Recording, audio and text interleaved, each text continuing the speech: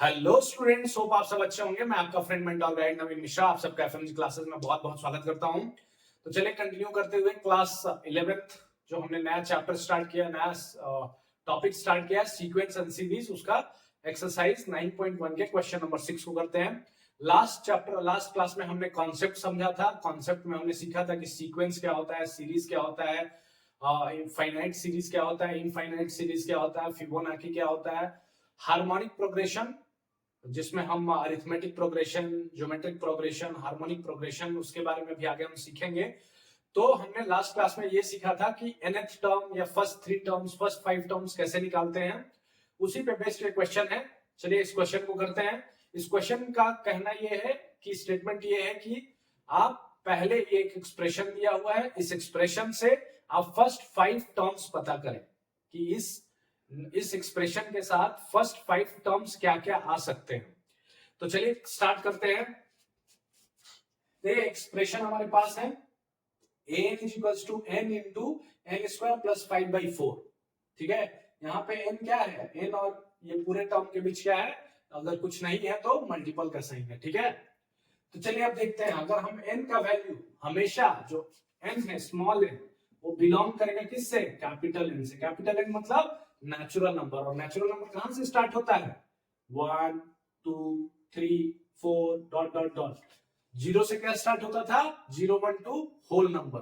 तो ये n जो है हमेशा आपको 1 से स्टार्ट करना है, 1 2 3 4 ऐसा वैल्यू लेते जाना है, और जितने टर्म बोले उतने टर्म आपको लिखना है। तो जैसे फर्स्ट 5 टर्म बोल रहा है, तो फर्स्ट 5 टर्म के लिए आप क्या करेंगे, n का वैल्यू पहली बार में आप 1 रखें।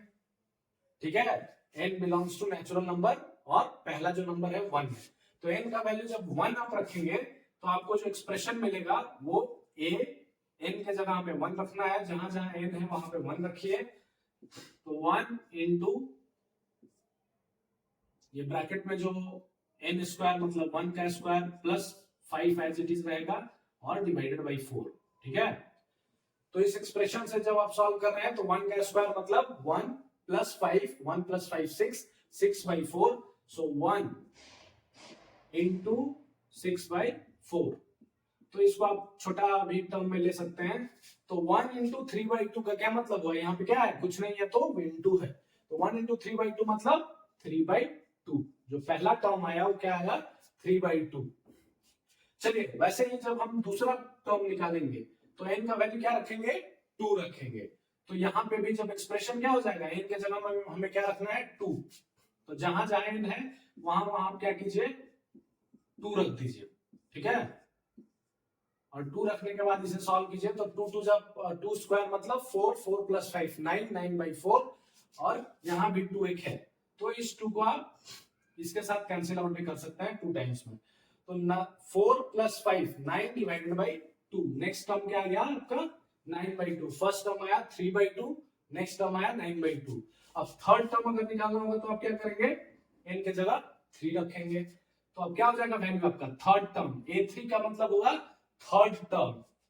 तो अब जहां जहां n है वहां वहां आपको क्या लिखना है, वहां पे 3 लिखना है। 3 3 9, 9 5 14, 14 डिवाइडेड बाई 4 इंटू 3। ओके, तो अगर कुछ कैंसिल आउट हो रहा है तो क्या हो जाएगा, 3 इंटू 14 डिवाइडेड बाई 4। तो यहां से आप कैंसिल आउट कर सकते हैं, तो 21/2। ठीक है, थर्ड टर्म जो मुझे मिला 21/2 का मिला। चलिए अगर फोर्थ टर्म हमें निकालना है तो n इक्वल्स टू में क्या लिखना होगा, 4। तो a4 क्या हो जाएगा, 4 into 4 square plus 5 divided by 4। तो 4 स्क्वायर मतलब 16, 16 प्लस 5 21, 21, और ये देखिए यहाँ 4 से 4 कैंसिल आउट हो जाएगा। तो 21 टोटल हो गया जो टर्म, वो क्या हो गया, 21। ठीक है, 4 4 जा 16, 16 प्लस 5 21। अब fifth term and last term, पांचवी टर्म पूछ रहा ना, फर्स्ट 5 टर्म। तो n का वैल्यू 5 रखेंगे तो हमें मिलेगा जो पांचवा टर्म a5 मिलेगा।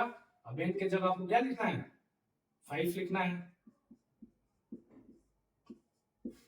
तो 5 5 जा 25 प्लस 5, 25 और 5 30, 30 divided by 4 into 5। So 5 into 30 divided by 4। अगर हम कैंसिल आउट करें तो ये 2 and 15, 15 5 जा 75/2। तो हमारे पहला term 3/2, second term 9/2, third term 21/2, fourth term 21, fifth term 75/2। ठीक है, तो इस तरह आपको जब भी आपको पूछे टर्म्स के बारे में, first 3 terms, first 5 terms, first 10 terms या 20th टर्म, तो आप अगर एक्सप्रेशन दिया हुआ रहे तो n के जगह उसका वैल्यू, अगर फर्स्ट 3 पूछ रहा है तो 1 2 3, n का वैल्यू अगर फोर्थ पूछ रहा है 4 टर्म्स तो 1 2 3 4 5 टर्म पूछ रहा है तो 5। तो वैसे ही आपको जो भी टर्म्स पूछे आपको इजीली n का वैल्यू 1 2 3 4 ऐसे करते करते एक्सप्रेशन में पुट करना है और सिंपली सॉल्व करना है। होप आप सबको समझ में आया होगा। Thank you so much.